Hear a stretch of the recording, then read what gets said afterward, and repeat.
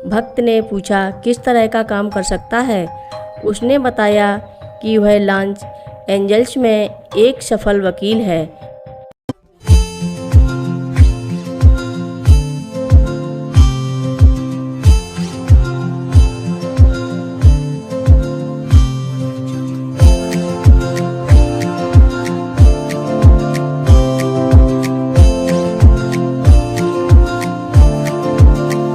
रक्षा सूत्र चैनल पर सभी भक्तों का स्वागत है।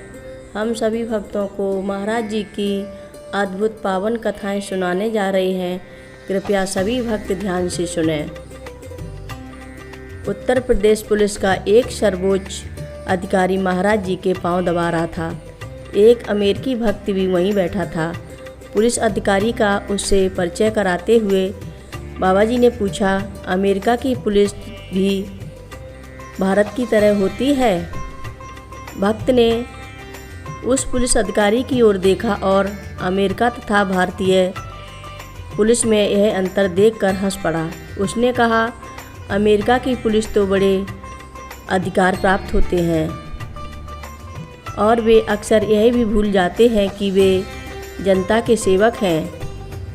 यहाँ यह संभव है कि किसी राज्य का सर्वोच्च पुलिस अधिकारी किसी पवित्र पुरुष का पैर दबाए।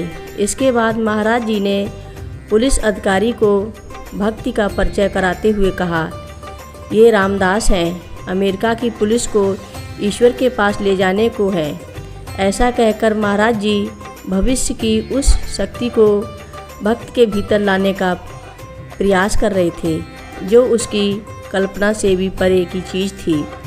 इस बीच महाराज जी ने उस भक्त को समर्थ गुरु रामदास कहना शुरू कर दिया। इसके पूर्व महाराज जी इस भक्त को अलग अलग नामों से पुकारा करते, जैसे ईसा, जीसस या कबीर। रामदास अच्छा नाम लगा। भक्त को उन शक्तियों की इच्छा हुई जिन्हें महाराज जी प्रकारांतर से उसे बता रहे थे। हालांकि वह जानता था कि यदि वे शक्तियाँ उसे मिलेंगी तो उन्हीं में खो जाएगा। कभी कभी महाराज जी सेवा का अवसर प्रदान करके इस प्रकार का अनुभव प्राप्त करने के योग्य बना देते थे। भक्त को आभास होता कि जब किसी को यह अनुभूति हो जाए कि मैं कुछ नहीं कर सकता, ईश्वर ही सब कुछ है, तब उसे वास्तविक शक्तियाँ प्राप्त हो जाती हैं। एक बार महाराज जी ने कहा, हरिदास अमेरिका में है, तुम उसे 5 साल तक वहीं रहने दो। एक स्थायी वीज़ा मिल जाना यानी अमेरिका में एक पंजीकृत प्रवासी बन जाना कोई आसान बात नहीं है। अतः भक्त ने महाराज जी से निवेदन किया, मैं यही नहीं कर सकता। अमेरिका में मेरा कोई राजनीतिक प्रभाव नहीं है। तुम हरिदास को 5 साल अमेरिका में रखो।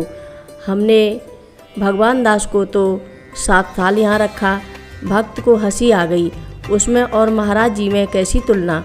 अमेरिका में उस भक्त का कोई प्रभाव नहीं था, इसलिए उसने फिर मना किया। लेकिन जब महाराज जी अपनी बात पर अड़े रहे तो भक्त ने कह दिया कि कोशिश करूँगा। यद्यपि भक्त को एहसास था कि करना महाराज जी को ही है, उसे केवल निमित्त बनाया जा रहा है। इस वार्तालाप के कुछ दिनों बाद एक व्यक्ति लॉस एंजल्स अमेरिका से नैनीताल आया। उसका मकसद था उस भक्त से भेंट कराना।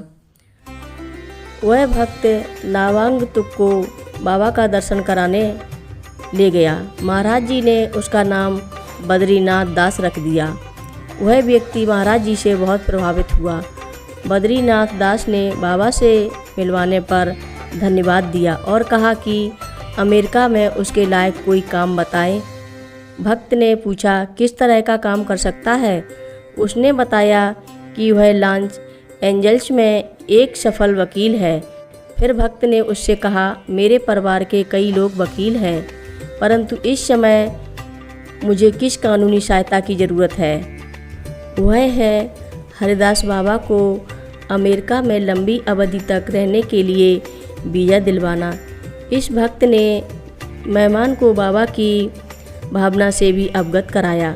बद्रीनाथ दास ने कहा, वाह, ताज्जुब की बात है कि तुम्हें इसकी आवश्यकता पड़े। मेरा दामाद पश्चिमी अमेरिका के आप्रवासन कार्यालय का निदेशक है और हमारे एक पत्र लिखने पर काम हो जाएगा। और काम हो गया। जब हरिदास आप्रवासन विभाग में साक्षात्कार के लिए आए तो उनके फोल्डर में विशेष अति विशिष्ट व्यक्ति का लेबल चिन्ह था, इसलिए उन्हें किसी कठिनाई के वीज़ा मिल गया। महाराज जी ने सांसारिक व्यक्तियों के प्रति इच्छाओं को जड़ से उखाड़ कर नष्ट कर दिया। एक दिन खुफिया विभाग के कई अधिकारी महाराज जी के दर्शन के लिए आए। इनकी ड्यूटी इंदिरा गांधी की सुरक्षा के लिए लगाई गई थी, जिनका पास ही कार्यक्रम था। जब वे चले गए तो महाराज जी बोले, इस तरह से क्या लाभ है? एक राजा तो सिर्फ अपने लोगों को आदेश दे सकता है कि वे उसका पालन करें, परंतु एक संत तो जंगली पशुओं और जानवरों को आदेश दे सकता है कि वे उसका पालन करें और वे भी इसका पालन कर सकते हैं। ये बातें आज भी मेरा मार्गदर्शन कर रही हैं। उस भक्त का ऐसा कहना है।